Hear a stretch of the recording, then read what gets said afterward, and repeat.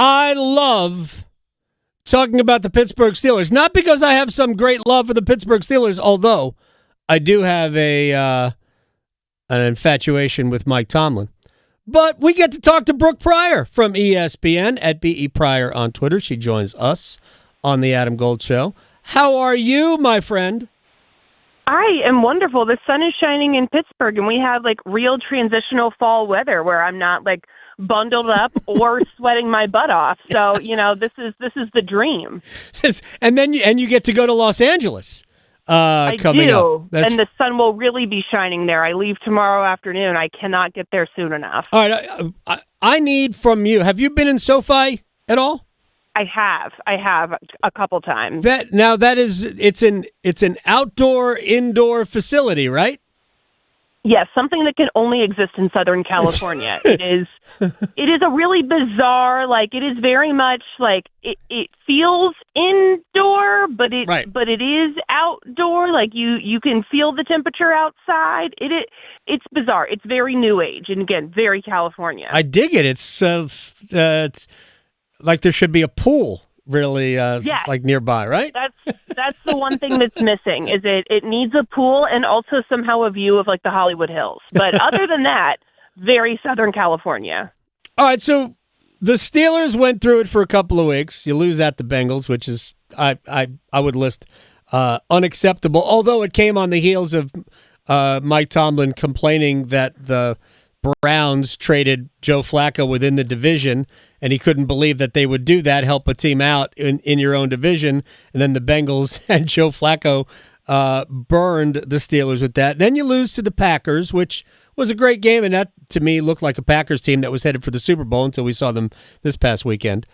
But this is the NFL. You turn around and beat a team that everybody thought was the best team in football, in the Colts. So what do you make of who the Steelers are with now, 8 games left in the season? I feel like this is a version of the same season that I've covered for the last 6 years. I mean, they keep you guessing, right? I mean, there have been seasons where they've gotten off to a 10-0 start a couple of years ago, and they fell apart down the stretch. Mm-hmm. Last year, I think it was 7-2 or 8-2, and then they fell apart down the stretch.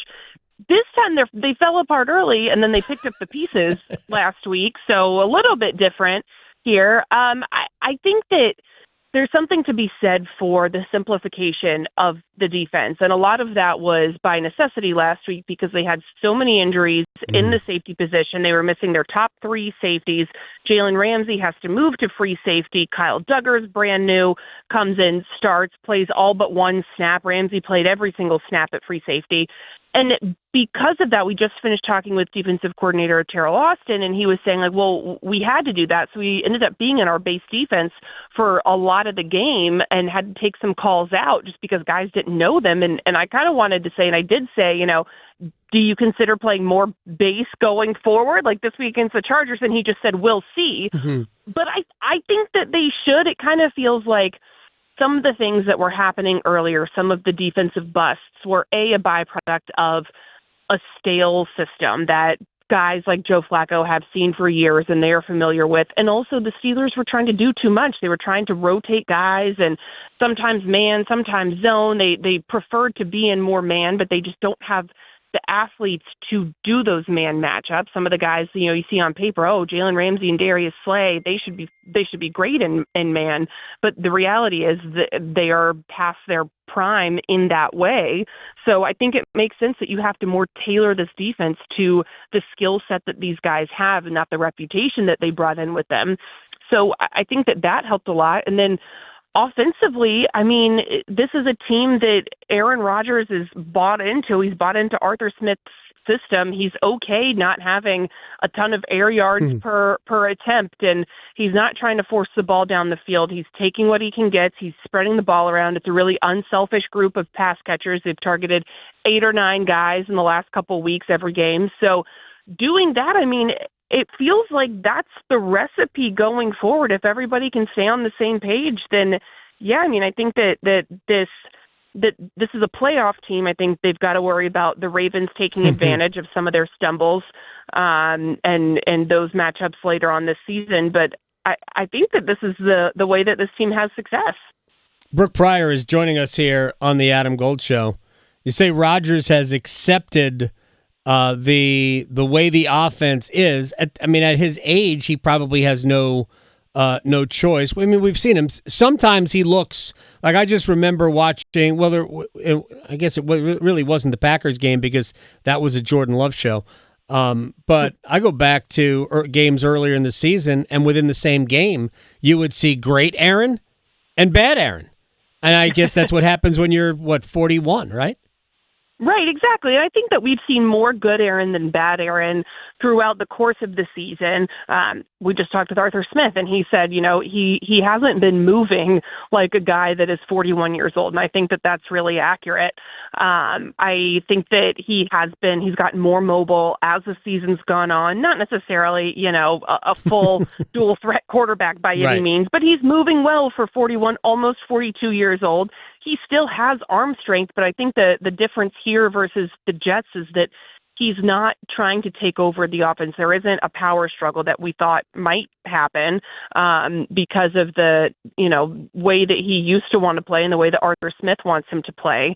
I am interested to see how Marquez Valdez-Scantling ends up fitting in with this group. He just signed to the practice squad. He is good friends with Aaron. His locker is right next to Aaron's in the practice facility. So how does that dynamic end up working out? Especially when there are so many guys here that have been unselfish. How does this pre-existing relationship affect that dynamic is something that I'll be watching. But, so far so good. Yeah, I saw the quote from MVS that the reason he came to Pittsburgh was because of his relationship with Aaron. Is this the next Devontae Adams? That didn't work out in New York, by the way. Scantling would like that. Yeah, I do think it's interesting though because it's a different situation. He's a practice squad guy. Granted, he can be elevated 3 times before they have to make a decision about active roster.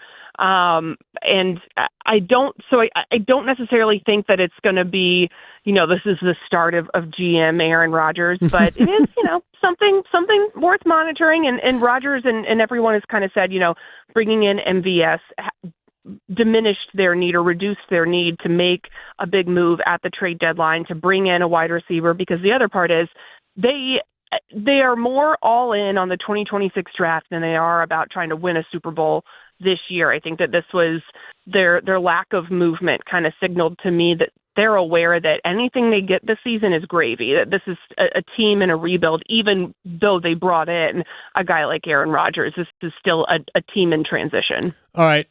Let me ask you about his former team that rocked everybody by trading Sauce Gardner to the Colts for 2 first-round picks, Quinnen Williams to the Cowboys for a second and a first the following year. They get players back in the trade as well. How is this being received around the league?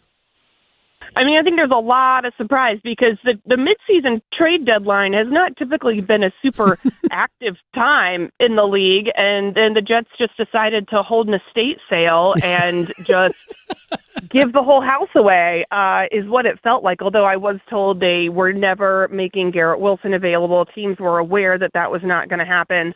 I think it was smart for the Jets to acquire all of that draft capital, but at the same time, it's only smart if you can then turn that into difference makers in your franchise. The Jets, once again, need to draft a franchise quarterback, and they have struck out the last 2 times they've tried. So something's got to change in their talent evaluation process. Is it ownership? Is it the GM? Is it the coach? Something has to change because they keep not producing, not getting who they should be getting with these picks. So I do think it was smart on the Jets' part. I think that there's some thought around the league that seeing the Cowboys give up that amount for Quinnen Williams, he's a good player, but it felt like a makeup type of acquisition after losing Micah Parsons. You didn't actually have to give up all that draft capital if you had just paid Micah Parsons. It felt like Jerry scrambling, like, crap, I didn't mean to do that. Here's Quinnen Williams. And then as far as the Colts and Sauce Gardner, that tells me the Colts are serious, that they think that they can win a Super Bowl this year, and they're trying to capitalize on Daniel Jones being as hot as he's been. Yeah, and they get Gardner's under contract, and the contract's actually friendly for the team. They could move on in a couple of years if it's not working out, or if it's working out, they can restructure the deal to even make it better. I'm actually surprised that the Jets didn't trade Breece Hall since he's a free agent after the year, and I find it hard to believe that Breece Hall is going to sign on for a rebuild, but whatever. I think he's one of the best running backs in football. He would look great in a Steelers uniform, by the way. I mean, no offense to the guys they got, but I think Breece Hall is an absolute stud. I'm surprised the Jets haven't done that. I know you at least keep one eye on the Carolina Panthers. Let me just ask you this, Brooke Pryor, ESPN, covers the Steelers. Change in mindset for them. It's easy. I shouldn't say easy. It's easier to choke the life out of a game when you're playing in Green Bay because you know your path to winning is just to make the game unwatchable, slow it down, limit possessions. And I don't think they're going to do that against the Saints, and they're favored. They haven't won a game when they were the favorite in 4 years, week 3 of the 2021 season, the last time they did that. What do you think that's about? That is interesting. I did not know that. Maybe it's, they need to believe that they're the underdogs every week. Like Vegas needs to stop favoring them because then, you're playing from feeling like, well, everybody's counting us out. Nobody thinks we can win. And once, you start to give them a little bit of confidence and give them the vote of confidence from Vegas, it messes with the organization's head. I don't know. There's something weird there. I like watching the Panthers, even though it was unwatchable last week. I think that they're really fun. It is.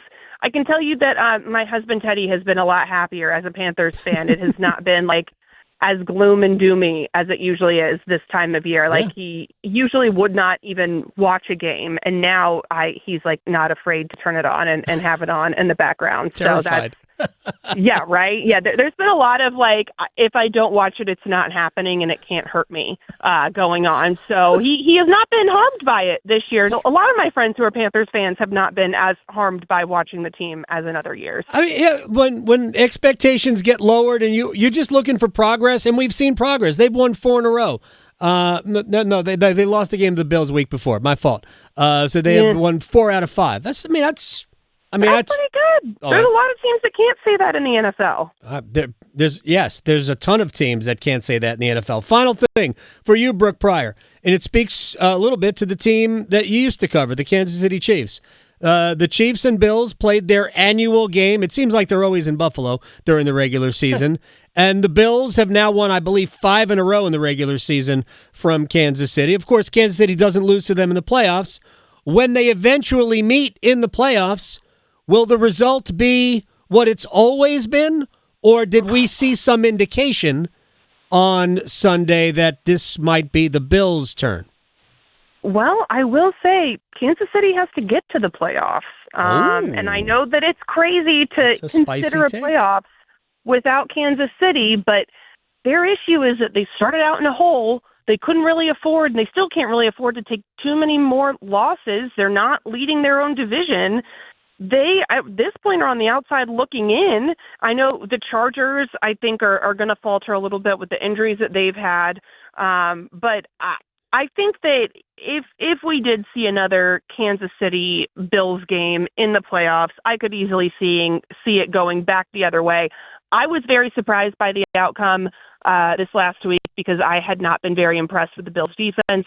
They were really hurt. I also didn't think that the Bills' wide receivers had been much to write home about, but they got it done in a similar way that the Steelers are getting it done. They've been really targeting and using their tight ends, and that worked. And Josh Allen was pretty good. I mean, he had one of his best games. What was that, like a 80-90% completion percentage? Yeah. Like that's pretty good.